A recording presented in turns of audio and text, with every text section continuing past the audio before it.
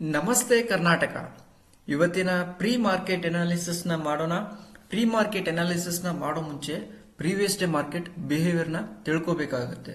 Okay, so ನೋಡ್ತಾ ಇರಿ ಇಲ್ಲಿ ಪ್ರೈಸ್ ಏನಾಗಿದೆ ಅಂತೇಳಿ ಯಾವ ತರ ಬಿಹೇವಿಯರ್ ನ ಕ್ರಿಯೇಟ್ ಮಾಡ್ಕೊಂಡಿದ್ದಾರೆ ಅಂತೇಳಿ ಮೊದಲೇ ನೋಡ್ಕೋಬೇಕಾಗುತ್ತೆ ನಾವು. ಓಕೆನಾ, ಸೊ ಇಲ್ಲಿ ನೋಡಿ ಅಬ್ಸರ್ವ್ ಮಾಡಿ.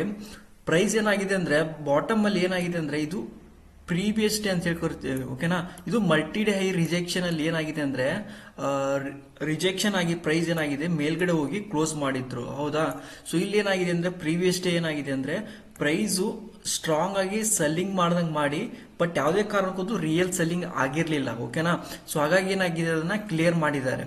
ಓಕೆನಾ, ಕ್ಲಿಯರ್ ಮಾಡಿ ಏನಾಗಿದೆ ಫುಲ್ ಡೇ ಏನಾಗಿದೆ ಅಂದ್ರೆ ಹಾಲ್ಟಿಂಗ್ ಆಗಿದೆ. ಓಕೆನಾ, ಸೈಡ್ ವೇಜ್ ಆಕ್ಷನ್ ಅನ್ನ ಕ್ರಿಯೇಟ್ ಮಾಡ್ಕೊಂಡಿದ್ದಾರೆ. ಓಕೆ, ಇದು ಯಾವುದೇ ಕಾರಣಕ್ಕೂ ಇದು ಕೂಡ ಫುಲ್ ಡೇ ಅನಾಲಿಸಿಸ್ ನ ಮಾಡಿದ್ರೆ ಇದನ್ನ ಯಾವುದೇ ಕಾರಣಕ್ಕೂ ಇದು ರಿಯಲ್ ಬೈಯಿಂಗ್ ಆಕ್ಟಿವಿಟಿ ಅಲ್ಲ.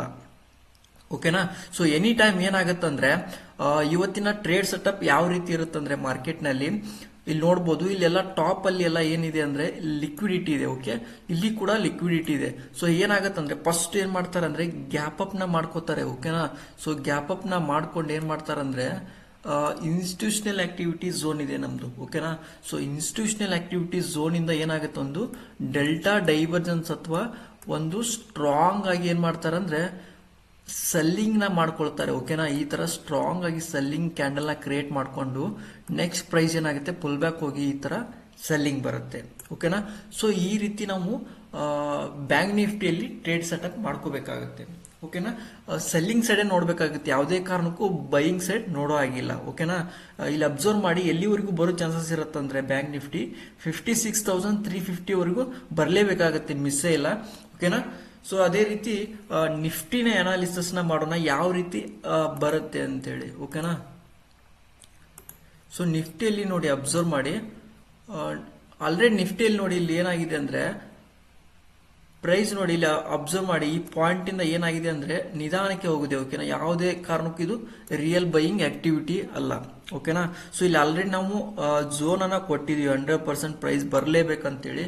ಸೊ ಬಂದಿಲ್ಲ ಅಂದ್ರೆ ಬರುತ್ತೆ ಅಂತೇಳಿ ಅರ್ಥ. ಓಕೆ, ಸೊ ಸೆಲ್ಲರ್ ಏರಿಯಾ ಇದೆ ನೋಡಿ, ಸೆಲ್ಲರ್ ಪಾಯಿಂಟ್ ಅಲ್ಲಿ ಇದೆ ಏರಿಯಾದಲ್ಲಿ ಏನಾಗ್ತಾ ಇದೆ ರಿಜೆಕ್ಷನ್ ಆಗ್ತಾ ಇದೆ. ಓಕೆನಾ, ಸೊ ಏನಾಗುತ್ತೆ ಎನಿ ಟೈಮ್ ಏನಾಗುತ್ತೆ ಇದೇ ಲೆವೆಲ್ ಇಂದ ಸೆಲ್ಲಿಂಗ್ ಬರುವಂತ ಚಾನ್ಸಸ್ ಇರುತ್ತೆ. ಓಕೆನಾ, ಎನಿ ಟೈಮ್ ಏನಾಗುತ್ತೆ ಇದೇ ಪಾಯಿಂಟ್ ಇಂದ ಸೆಲ್ಲಿಂಗ್ ಈ ತರ ಸ್ಟ್ರಾಂಗ್ ಆಗಿ ಬರೋ ಚಾನ್ಸಸ್ ಇರುತ್ತೆ. ಓಕೆ, ಸೊ ಫಸ್ಟ್ ನಾ ಇದಕ್ಕೆ ಟಾರ್ಗೆಟ್ ಅನ್ನ ಯಾವ್ದು ಸೆಟ್ ಮಾಡ್ಕೋಬೇಕಂದ್ರೆ 25,100 ಲೆವೆಲ್. ಓಕೆನಾ, 25,100 ಅಲ್ಲಿ ಫಸ್ಟ್ ಟಾರ್ಗೆಟ್ ಇರುತ್ತೆ.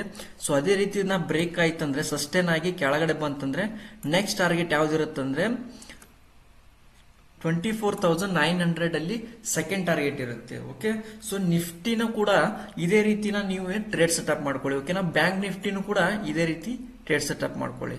ಓಕೆ, ಸೊ ಎನಿ ಟೈಮ್ ಏನಾಗುತ್ತಂದ್ರೆ ಸೆಲ್ಲಿಂಗ್ ಸೈಡ್ ಎರಡು ಸೆಲ್ಲಿಂಗ್ ಸೈಡ್ ಬರೋ ಚಾನ್ಸಸ್ ತುಂಬಾ ಇರುತ್ತೆ. ಓಕೆ, ಸೊ ಇದೇ ರೀತಿ ಫಾಲೋ ಮಾಡಿ 100% ಏನಾಗುತ್ತೆ ಸೆಲ್ಲಿಂಗ್ ಸೈಡ್ ಬರೋ ಚಾನ್ಸಸ್ ತುಂಬಾನೇ ಇರುತ್ತೆ. ಓಕೆನಾ, ಏನಾದ್ರೂ ಇವಾಗ ನಿಮ್ಗೆ ಏನಾದ್ರು ಕನ್ಫ್ಯೂಷನ್ಸ್ ಕ್ರಿಯೇಟ್ ಆದ್ರೆ ಮಾತ್ರ ನೀವೇನು ಯಾವುದೇ ಕಾರಣಕ್ಕೂ ಟ್ರೇಡ್ ಅನ್ನು ಮಾಡ್ಲಿಕ್ಕೆ ಹೋಗ್ಬೇಡಿ. ಓಕೆನಾ, ಮಾರ್ಕೆಟ್ ಬೈಯಿಂಗ್ ಬರ್ತಾ ಇದೆ ಅಂತೇಳಿ ಅಟ್ರಾಕ್ಟ್ ಆಗುತ್ತೆ. ಓಕೆನಾ, ಮಾರ್ಕೆಟ್ ನಲ್ಲಿ ಬೈಯಿಂಗ್ ನ ಕ್ರಿಯೇಟ್ ಮಾಡ್ತಾ ಇದಾರೆ ಅಂತೇಳಿ ಬೈಯಿಂಗ್ ಬರ್ಲಿಕ್ಕೆ ಚಾನ್ಸೇ ಇಲ್ಲ. ಓಕೆನಾ, ಮಾರ್ಕೆಟ್ ಸೆಲ್ಲಿಂಗೇ ಬರಬೇಕಾಗತ್ತೆ. ಓಕೆ, ಅಬ್ಸರ್ವ್ ಮಾಡ್ತಾ ಇರಿ.